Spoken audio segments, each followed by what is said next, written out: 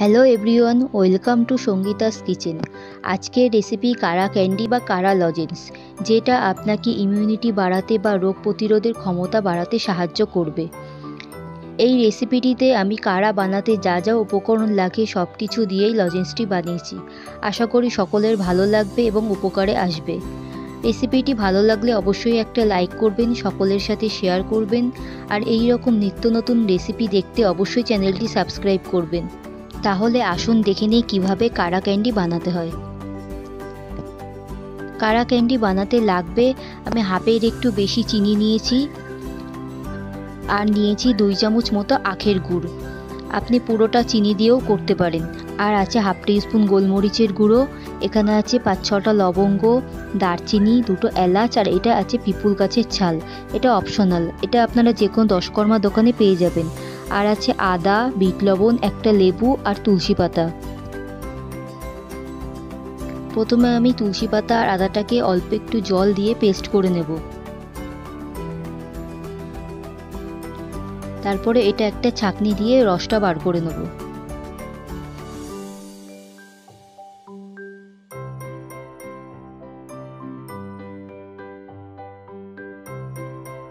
এরপরে আমি লবঙ্গ, দারচিনি, এলাচ, যদি গোটা গোলমরিচ দেন তাহলে এই সময় আপনারা গুঁড়ো করে নেবেন। আর নিয়েছি হলুদ আর মধু। এবার ওভেনে বাটি বসিয়ে দিয়েছি, এর মধ্যে চিনি আর গুড়টা দিয়ে দেবো, আর দিয়ে দেবো 1 কাপ মতো জল। আখের গুড়ে প্রচুর পরিমাণে iron, mineral, calcium, magnesium, potassium থাকে, যা পেটের বিভিন্ন রোগকে সারিয়ে তুলতে পারে। ওই জন্যই আখের গুড়টা আমি অ্যাড করেছি। আপনারা পুরোটা চিনি দিয়েও করতে পারেন। এইবার ভালো করে মিশিয়ে নিলাম।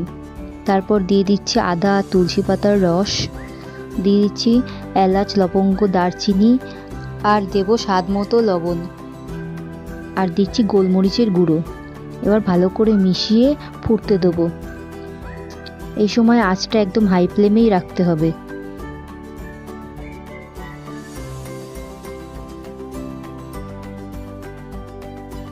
ফুটে এলে এবার অ্যাড করব হলুদ গুঁড়োটা।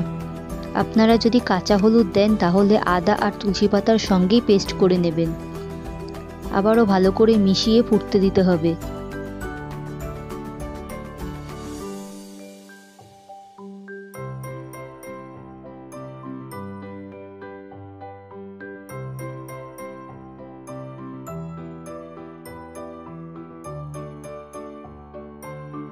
যখন বেশ আঠালে হয়ে আসবে তখন এই এলাচ আর গোটা লবঙ্গগুলো যেগুলো দেখা যাচ্ছে সেইগুলো আমি তুলে রেখে দেবো।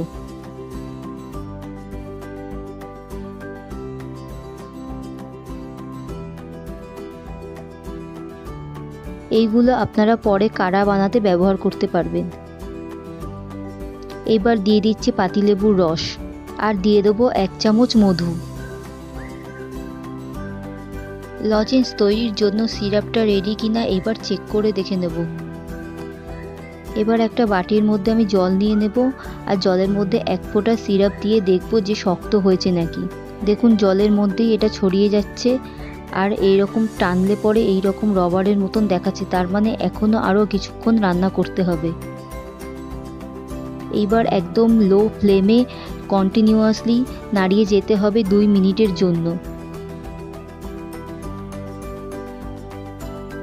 আমি আবারও বাটির মধ্যে চেক করে নেব যে হয়েছে নাকি। এবার বাটির মধ্যে সিরাপটা দিয়ে দেখবেন যে একদম এক জায়গায় শক্ত হয়ে এসছে। এবার সিরাপটা লজেন্স তৈরির জন্য রেডি। এইবার আমি একটা প্লেটের ওপর বাটার পেপার রেখেছি, আর তার ওপর চিনির গুঁড়ো ছড়িয়ে দিলাম। এইবার অল্প অল্প করে চামচে করে সিরাপটা এইভাবে দিয়ে দেবেন। দেখবেন ছোট ছোট গোল শেপের লজেন্স তৈরি হবে। এই লজেন্সটা জমতে প্রায় আধা ঘন্টা মতো সময় লেগেছে। এইটা গরম থাকতে থাকতেই করতে হবে। যদি শক্ত হয়ে যায় তাহলে আবারও গ্যাসের পরে একদম লো ফ্লেমে একটু ফুটিয়ে নেবেন, আবার গলে যাবে। আমি অর্ধেকের বেশি এরকম করে নিলাম, আর বাকিটা আবারও একটা বাটার পেপারের ওপরে এইরকম করে দিয়ে দেবো, আর সেটাকে ছড়িয়ে পাতলা করে নেব। মোটা হয়ে গেলে পরে ভাঙা যাবে না, ওই জন্য আমি চামচ দিয়ে এইভাবে ছড়িয়ে ছড়িয়ে পাতলা করে নেব। আপনারা যদি একই প্রসেসে করেন আশা করি আপনাদের লজেন্সটাও খুব ভালো হবে। আমি প্রথম প্রসেসে পুরোটা করলাম না, কারণ ওই প্রসেসে করতে গেলে অনেক সময় লাগবে এবং এই সিরাপটা জমে যাবে, আর বারবার জমে গেলে আর বারবার জ্বালাতে গেলে খেতেও অন্যরকম টেস্ট চলে আসবে। এবার আমি লজেন্সগুলোর ওপরে চিনির গুঁড়ো ছড়িয়ে দিলাম যাতে পরে ভালোভাবে উঠে আসে।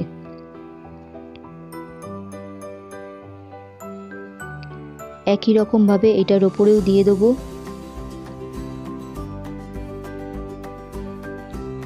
এবার একটু জমে গেলেই আমি চাকু দিয়ে এইটাকে কেটে নেব।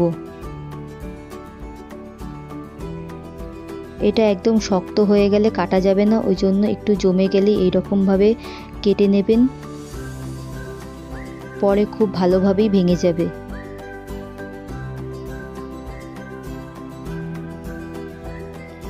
লজেন্সগুলো জমে গেছে, এইবার তুলে ফেলবো। দেখুন খুব সুন্দরভাবেই উঠে আসছে। আপনারাও এই একই প্রসেসে করলে আশা করি লজেন্স খুব ভালোভাবেই তৈরি হবে। এই লজেন্সটি আপনারা খুসখুসে কাশি হলেও খেতে পারবেন, দেখবেন কাশিটা অনেকটাই কমে যাবে। তাছাড়া লিকার চায়ের মধ্যে দিয়েও আপনারা খেতে পারবেন। এবার এর মধ্যে আমি গুঁড়ো চিনি ছড়িয়ে দেবো যাতে একটার সঙ্গে একটা লেগে না যায়।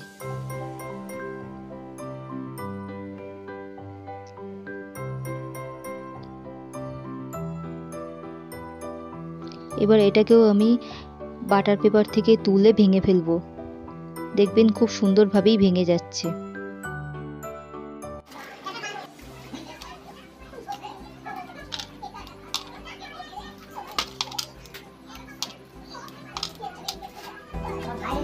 এই লজেন্সটি আপনারা এয়ারটাইট কন্টেনারে করে বেশ কয়েকদিন রেখে খেতে পারবেন। খেয়াল করবেন যাতে বাইরের বাতাস না ভেতরে যায়, আর ভিজে হাত দিয়ে কখনো নেবেন না, তাহলে একটার সঙ্গে একটা লেগে যেতে পারে। আজকে রেসিপি কেমন লাগলো অবশ্যই জানাবেন কমেন্ট বক্সে। ভালো লাগলে একটা লাইক করবেন, সকলের সাথে শেয়ার করবেন, আর আমার চ্যানেলটি অবশ্যই সাবস্ক্রাইব করে পাশে থাকা বেল আইকনটি প্রেস করে দেবেন পরবর্তী ভিডিও নোটিফিকেশনের জন্য। আমি একটা কাচের বয়মের মধ্যে করে রেখে দিলাম। আজকের মতো এই পর্যন্তই, ধন্যবাদ। আবার অন্য দিন অন্য কোনো রেসিপি নিয়ে হাজির হব। সবাই ভালো থাকুন, সুস্থ থাকুন।